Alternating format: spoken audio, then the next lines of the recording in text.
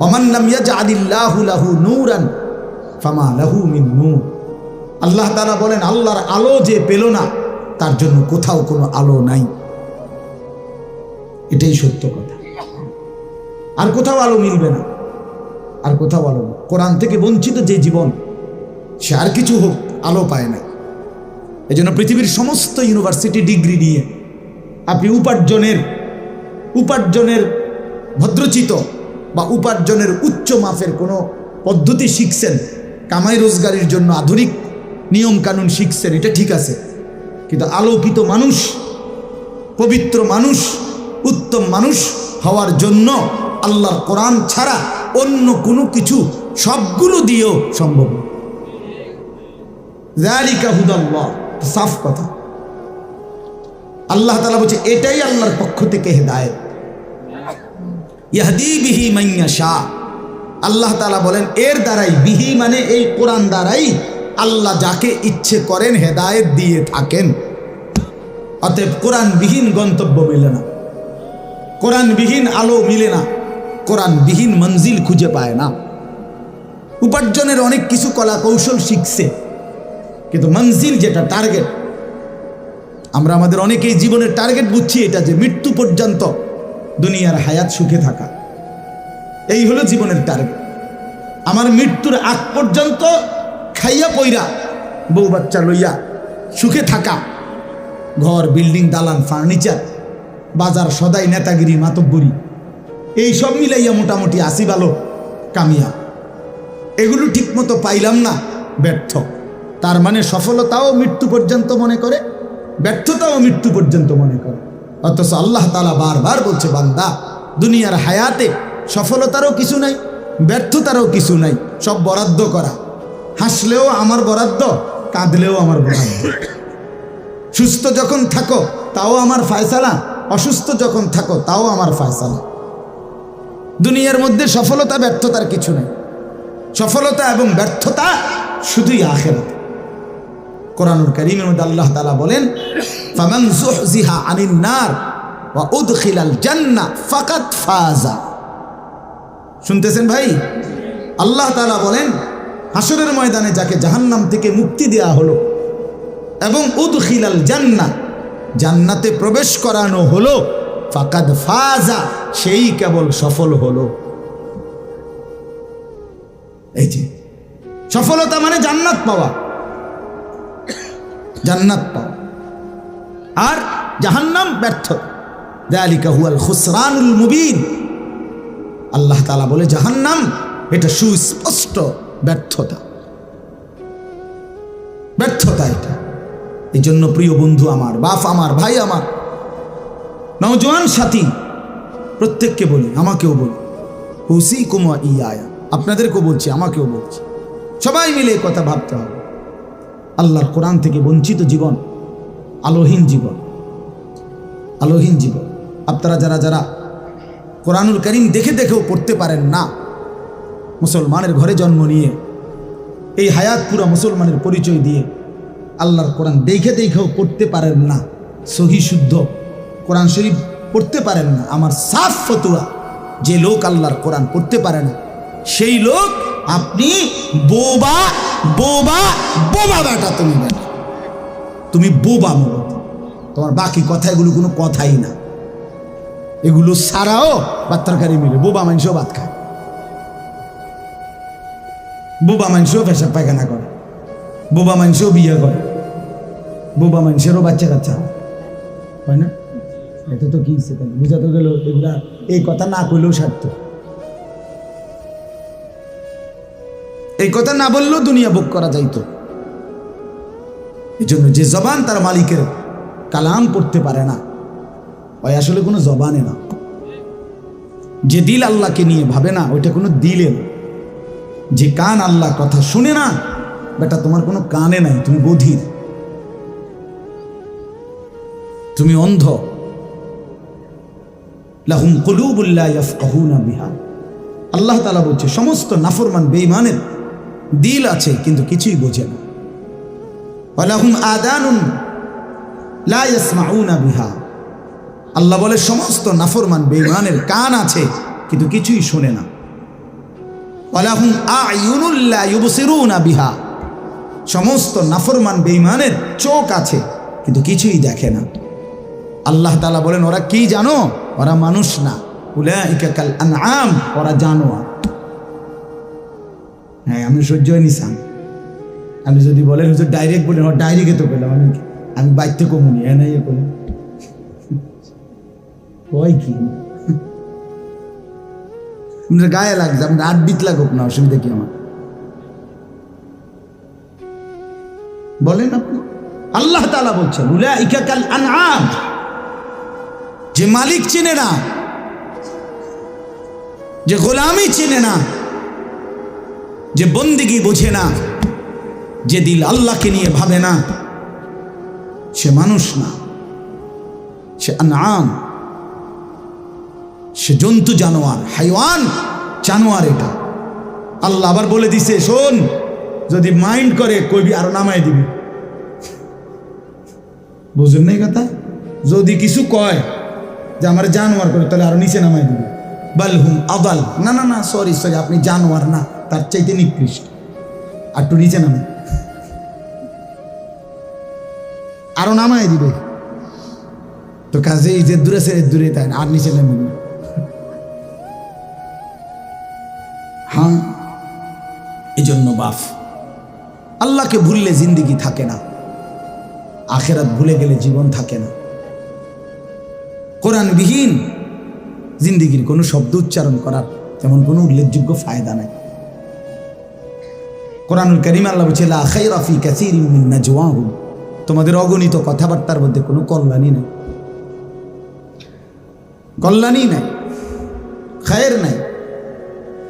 এই জন্য বাপ চলেন, আজকে শুরুতে মনে হলো, এই জন্য বললাম, এই আবাবিল ইসলামী যুব সংগঠন, আপনাদের অনেক ভালো ভালো কার্যক্রম, আপনারা এই কার্যক্রমও হাতে নেন। আপনাদের সীমানা যে এদ্দুর সীমানার ভিতরে মুসলমানের নারী পুরুষ জওয়ান বৃদ্ধ সকলকে আল্লাহর কোরআন সহি শুদ্ধ শিখানোর জন্য আপনাদের একটা প্রকল্প যেন আপনারা গ্রহণ করেন। একজনই শিক্ষক,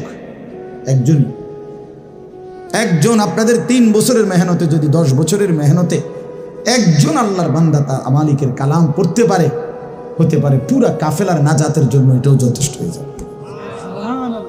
রাসূলুল্লাহ সাল্লাল্লাহু আলাইহি ওয়াসাল্লাম বলছেন, ফাওয়াল্লাহি লা আন ইয়াহদিয়াল্লাহু বিকা রাজুলান ওয়াহিদান খায়রুন লাকা মিন হুমুরিন নাআম।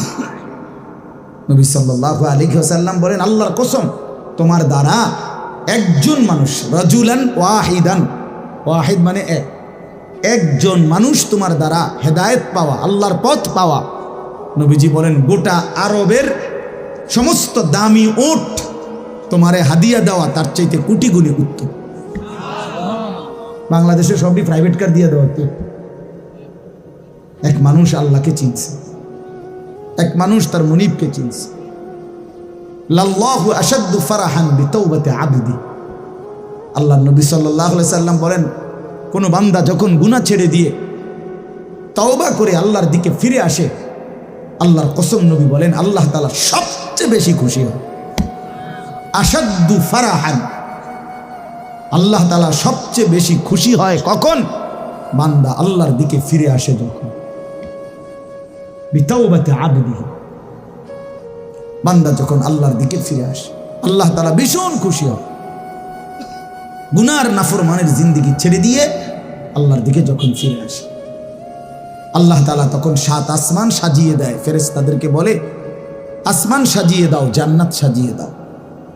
ফেরেশতারা 7 আসমান জান্নাত সাজাইয়া ফেরেশতারা জিজ্ঞেস করে, মাওলা আসমান কেন সাজাইলেন, জান্নাত কেন সাজাইলেন?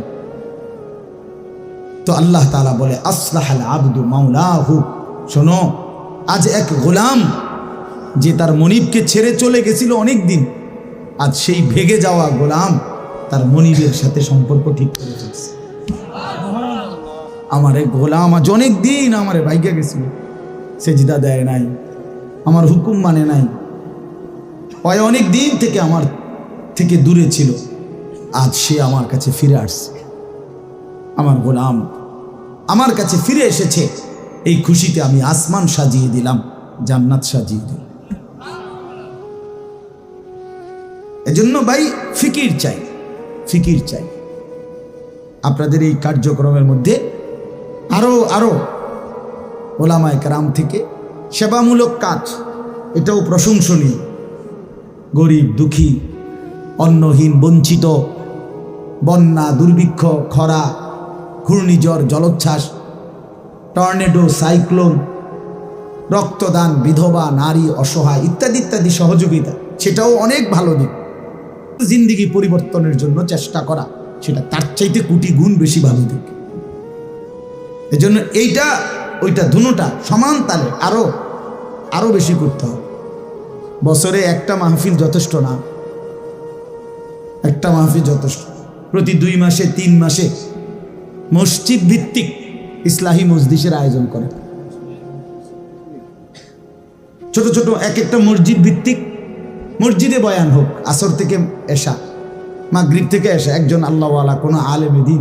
এত জনপ্রিয়তা, এগুলো ধোকা। যে এই হুজুর আইলে লারা খাইব, হুজুর না, এত লারা হওয়ার দরকার নেই। সারা বাংলাদেশে এক মাহফিলতে ঠিক করে লইতে হইব, তো বাকি মাহফিলের কি অবস্থা?